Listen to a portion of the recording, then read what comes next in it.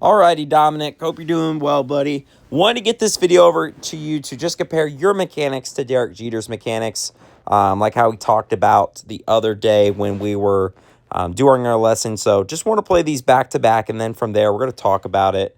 I believe this video actually does have noise over it. I had to find this. You would be surprised how hard it is to find a good Derek Jeter video from the side view on YouTube that's not just slowed down completely. So had to get this one on TikTok, so there may be some noise behind it, but I'm only going to play it once, and then we'll go from there. Okay, so whenever we take a look at Jeter's stance real quick, I want to start off on the base, okay? If you notice, right, if I were to draw a line, let me draw a better line than that. If I were to draw a line right down Jeter, we notice everything is down the middle, right? That is the most important part when it comes to our setup, right? Every single time we want to rinse and repeat our mechanics to the point, and you have a very, very good swing for your age, Dominic, a very good swing for your age. So keep working on that. I know right now that you've gone to a no stride, which has really, really helped you out. Obviously, feel free to keep doing that. There's a guy by the name of Albert Pujols who's going to be in the Hall of Fame someday. But he didn't have a stride at all. All he did was just pick up his foot a little bit and then put it right back down. So it's efficient. It's efficient. There are Hall of Famers that did it.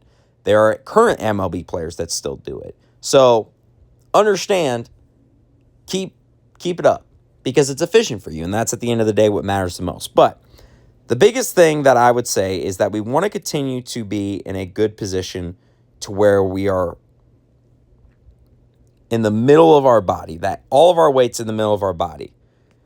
Now, after that, whenever we talk about this load, you have a really good load for your age too, Dominic, right?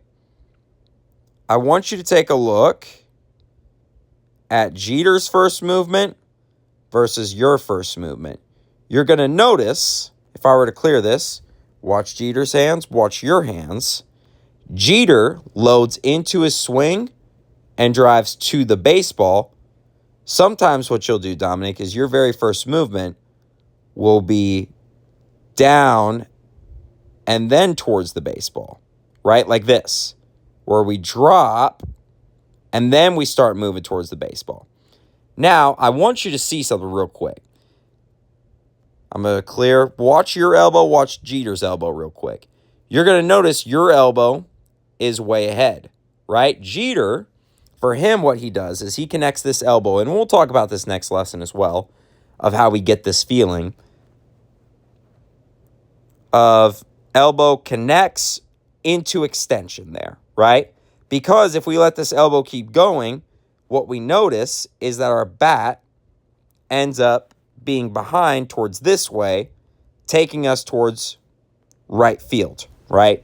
So how we are going to alleviate that, or rather work to fix that, is we're really going to work on, and this goes back to the physical cue that I was talking about, taking this back shoulder to the ball, right? The reason is that we're trying to get this back elbow to connect and then extend out.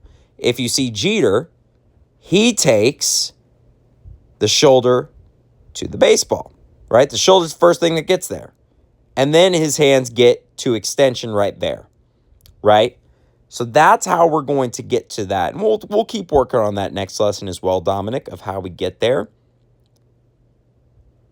I also want to show you with this back hip. This is going to be the big two things that we're going to continue to work on for you. Take a look at your back hip. Take a look at Jeter's back hip, right? We talked about one of your big goals is trying to gain more extra base hits. How we gain more base hits is increasing launch angle. How we increase launch angle is getting leverage on the baseball. Take a look at Jeter's back hip. When he drives into this back hip, take a look at his shoulders. He starts leveled out just like this. Watch what his shoulders do as soon as he gets into this back hip. Naturally, we get that tilt. If we take a look at ours right now, we go here, we're still pretty leveled off with our swing, right? So how we work on that is by trying to continue to work into our backside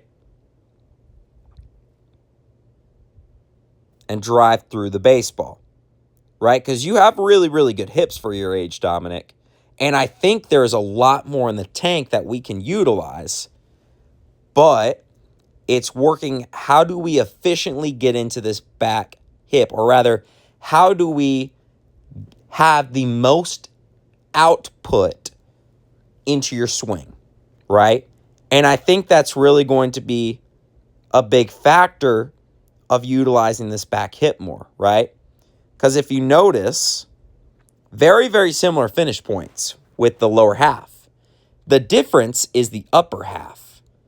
And for the upper half, getting more leverage. Because if I were to look at our swing versus Jeter's, Jeter has a little bit, if I were to clear everything here, Jeter has a little bit of an upward slope to his swing versus for ours, it's pretty overall level, which is where the cause of those hits, especially in our lesson on Friday, where they were line drives, but they were dying towards the back of the cage, right? Versus we want to get some lift on the ball.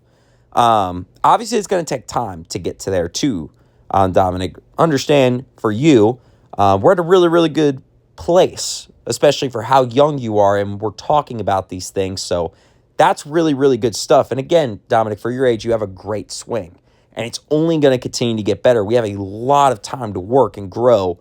So I'm really, really excited to work with you, Dominic. Those are going to be the big two things that we'll work on is our back hip and then also taking our hands to the baseball and working from connection right here with the back shoulder or the back elbow to extending out to the baseball. Otherwise, great stuff, Dominic. Keep working hard, buddy, and I'll see you on the next lesson.